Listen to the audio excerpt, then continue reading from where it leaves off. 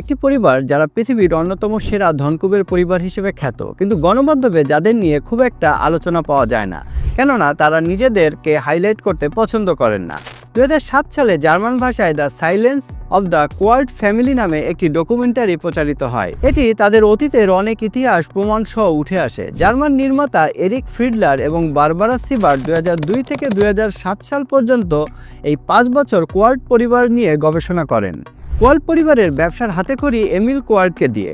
তিনি ছিলেন ডাচ বংশধর। 1883 সালে এমিল কোয়ার্ড এক শিল্প কারখানার মালিকের মেয়েকে বিয়ে করেন। এরপর তিনি ওই কারখানার মালিক হয়ে যান। সেই কারখানায় সেনাবাহিনীর পোশাক তৈরি করা হতো। 1900 সালে তিনি আরেকটি কোম্পানি কিনে নেন। এভাবে কোয়ার্ড পরিবারের ব্যবসায়িক ভিত মজবুত হতে থাকে। বর্তমান বিশ্বের অন্যতম সেরা অটোমোবাইল প্রতিষ্ঠান বিএমডব্লিউ এর সিংহভাগ মালিকানা রয়েছে এই পরিবারের কাছে। বিএমডব্লিউ এর আজ এই বিশ্বব্যাপী খ্যাতির পেছনে সবচেয়ে বড় অবদান এই কোয়ার্ড পরিবারের। দ্বিতীয় বিশ্বযুদ্ধের সময় নাৎসিদের সাথে যোগসূত্রই কোয়ার্ড পরিবারের আজকের এই অবস্থানে আসতে সাহায্য করেছে। 20 শতাব্দীর শুরু থেকে তারা মূলত এয়ারক্রাফটের ইঞ্জিন ম্যানুফ্যাকচারার হিসেবে যাত্রা শুরু করে। এরপর 1923 সালে ফ্ল্যাট টুইন ইঞ্জিনের একটি মোটরসাইকেল বাজারে নিয়ে আসে বিএমডব্লিউ। এটার গতি ছিল ঘন্টায় 75 মাইল।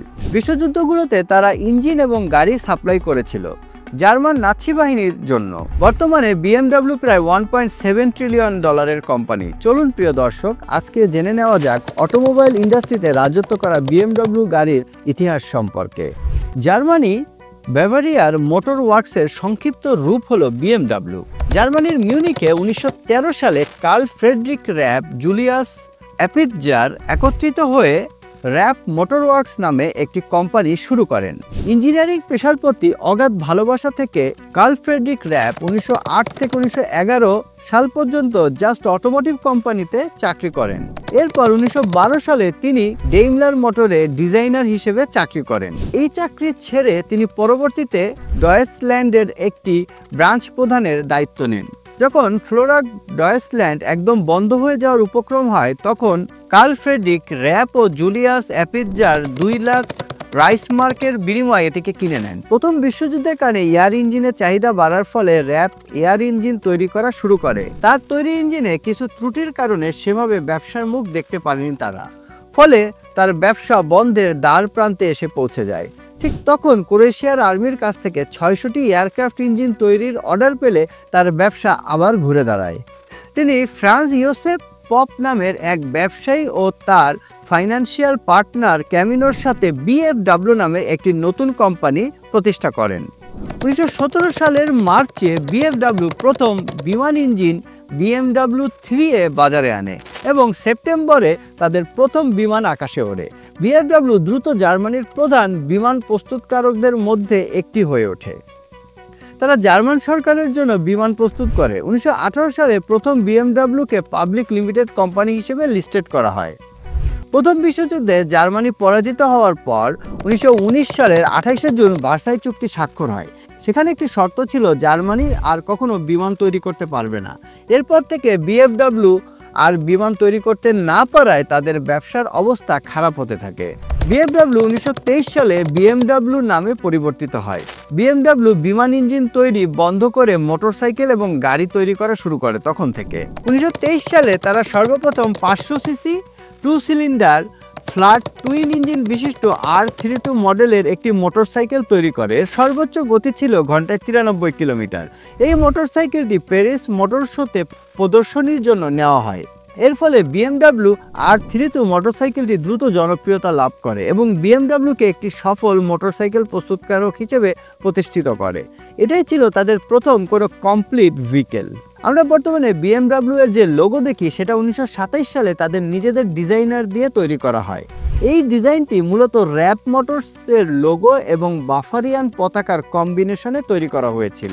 এর বেশ কিছু বছর পরে 1936 সালে বিএমডব্লিউ তার প্রথম গাড়ি তৈরি করে। 32 মডেলের এই স্পোর্টস কারটি 1930-এর দশকের অন্যতম সফল স্পোর্টস কার হিসেবে বিবেচিত হয়। এতে ছিল 2 লিটারের 6 সিলিন্ডার ইঞ্জিন, যা ঘন্টায় 150 কিলোমিটার পর্যন্ত গতি তুলতে পারে। দ্বিতীয় বিশ্বযুদ্ধের আগে বিএমডব্লিউ 32 গাড়িটি 464 ইউনিট তৈরি করা হয়েছিল।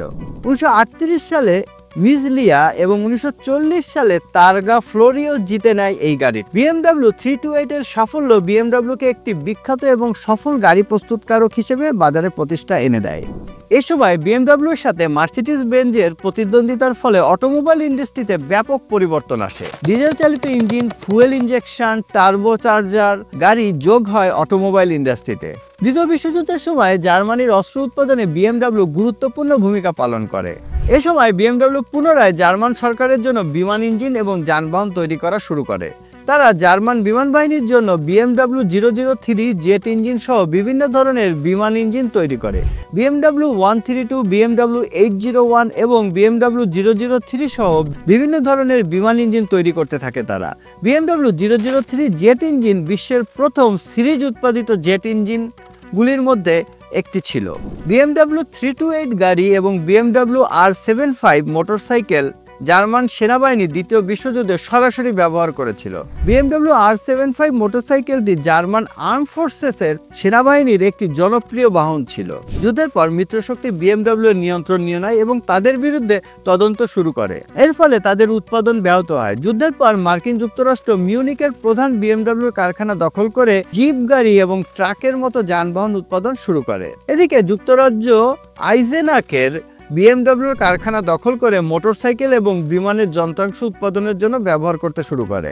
1948 সালে BMW এর মিউনিক কারখানা পুনরায় খোলা হয় এবং গাড়ি উৎপাদন শুরু করা হয় এবং 1952 সালে BMW এইচনেকের কারখানা পুনরায় নিয়ন্ত্রণ পায়।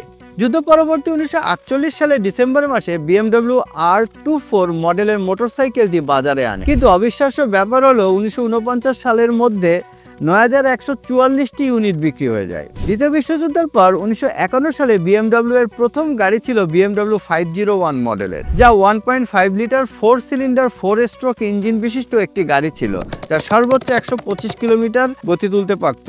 এছাড়া এটি ছিল 4 ডোর সেডান কার, কিন্তু এই গাড়ির দাম তৎকালীন সময়ে একটু বেশি হওয়ার কারণে বাণিজ্যিকভাবে এই মডেলটি সফল হয়নি। এর পরের বছর 1952 সালে BMW 502 মডেলের 2 ডোর সিডান গাড়ি বাজারে আনে এবং 1954 সালে BMW 503 মডেলের টুরিং কার বাজারে নিয়ে আসে BMW।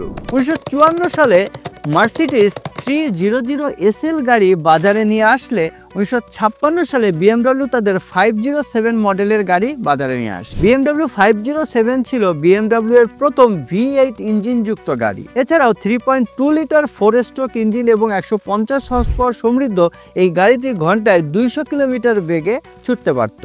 এটি BMW এর প্রথম গাড়ি যা অ্যালুমিনিয়াম বডি দিয়ে তৈরি করা হয়েছিল।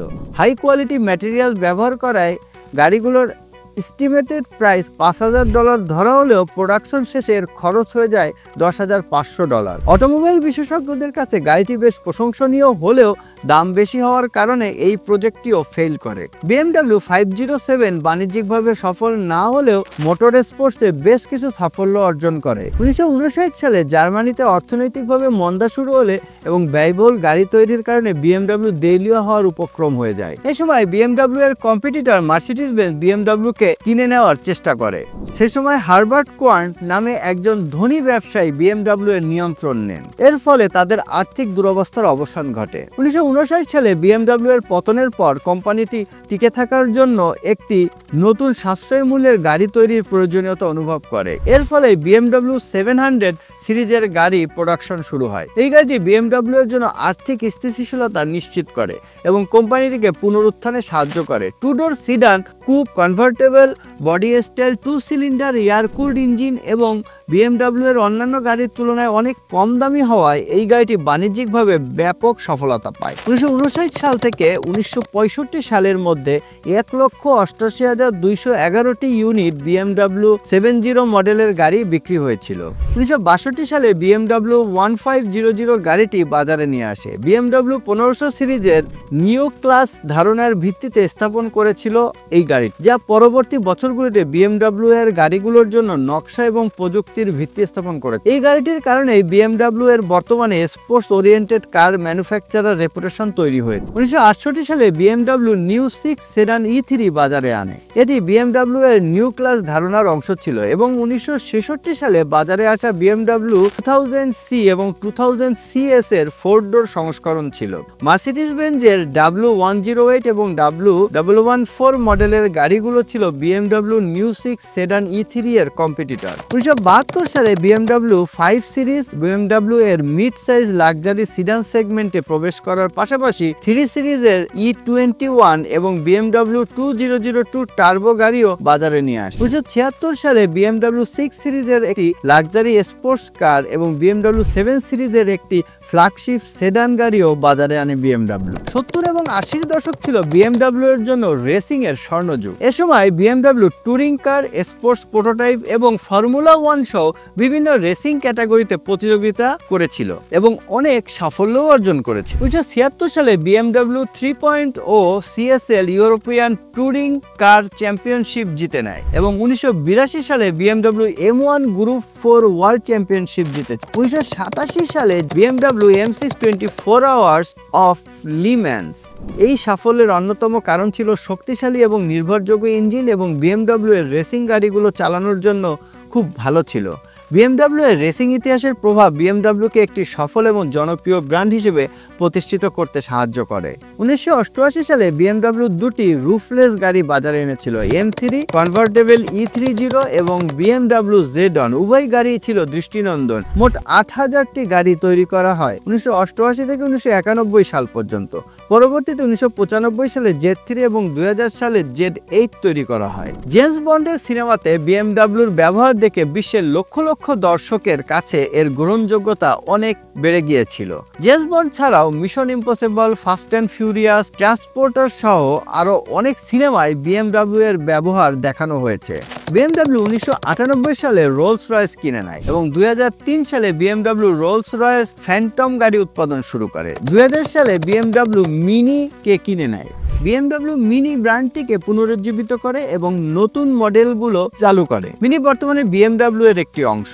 বর্তমানে মিনি কুপার মডেল F56 বাজারে চলমান। বর্তমান বিশ্বে ইলেকট্রিক গাড়ির দিকে অটোমোবাইল ইন্ডাস্ট্রি ঝুঁকছে। এরই ধারাবাহিকতায় 2013 সালে বিএমডব্লিউ i3 প্রথম বাজারে আনে। এটি একবার চার্জে 130 থেকে 160 কিলোমিটার পর্যন্ত যেতে পারে। 2022 সালে এর উৎপাদন বন্ধ হয়ে যায়।